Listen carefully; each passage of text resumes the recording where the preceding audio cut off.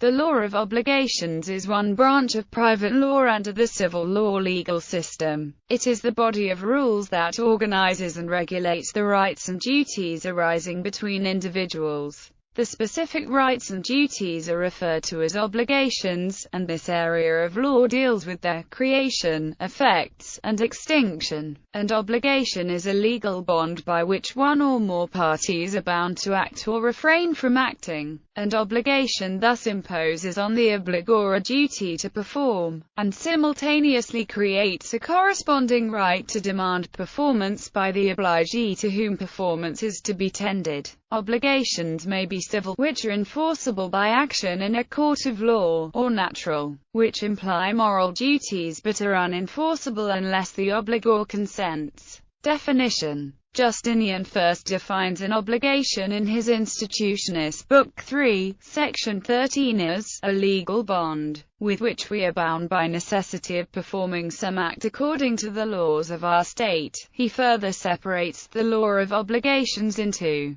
contracts, delicts, quasi-contracts, and quasi-delicts. Nowadays, obligation, as applied under civilian law, means a legal tie by which one or more parties are bound to perform or refrain from performing specified conduct. Thus an obligation encompasses both sides of the equation, both the obligor's duty to render prestation and the obligee's right to receive prestation. It differs from the common law concept of obligation, which only encompasses the duty aspect. Every obligation has 4 essential requisites, otherwise known as the elements of obligation. They are: the obligor, obligant, duty bound to fulfill the obligation, he who has a duty; the obligee, obligant, entitled to demand the fulfillment of the obligation, he who has a right; the subject matter, the prestation, the performance to be tendered; a legal bond, the vinculum juris, the cause that binds or connects the obligant to the prestation. Classification: Source obligations arising out of the will of the parties are called voluntary, and those imposed by operation of law are called involuntary.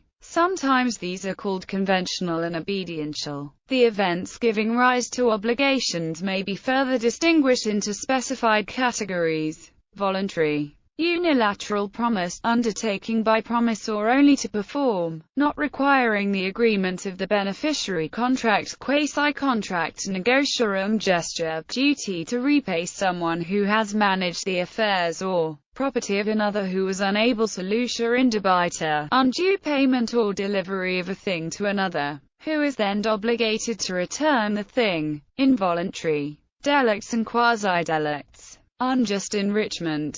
Contracts. A contract can be broadly defined as an agreement that is enforceable at law. Gaius classified contracts into 4 categories, which are contracts consensu, verbal contracts, contracts re, and contracts literis. But this classification cannot cover all the contracts, such as pacts and innominate contracts, thus, it is no longer used. Quasi-contracts. Quasi-contract is one of the 4 categories of obligation in Justinian's classification. The main cases are negotiorum gesture, unjust enrichment, and solutia indebita. Quasi-delicts. The designation comprised a group of actions of no obvious similarity, classified by Justinian as analogous to delictual obligations. It includes res suspensa, things poured or thrown, shippers, innkeepers, stable keepers, and erring judges. Subject matter obligations are classified according to the nature of the performance. Real obligations, undertakings to give or deliver property, possession, or enjoyment. Specific real obligation, delivery of a determinate thing when it is particularly designated or physically separated from all others of the same class. Generic real obligation, delivery of a generic thing. Personal obligations, undertakings either to do or not do all kinds of work or service. Positive personal obligation, performance. Negative personal obligation, forbearance. History. The word originally derives from the Latin obligare, which comes from the root lig, which suggests being bound, as one is to God, for instance in religio. This term first appears in Plautus Play Truculentus at line 214. Obligations did not originally form part of Roman law, which mostly concerned issues of succession, property, and family relationships. It developed as a solution to a gap in the system, when one party committed a wrong against another party. These situations were originally governed by a basic customary law of revenge. This undesirable situation eventually developed into a system of liability where people were at first encouraged and then essentially forced to accept monetary compensation from the wrongdoer or their family instead of seeking vengeance. This signaled an important shift in the law away from vengeance and towards compensation. The state supported this effort by standardizing amounts for certain wrongs. Thus, the earliest form of obligation law derives out of what we would today call delict.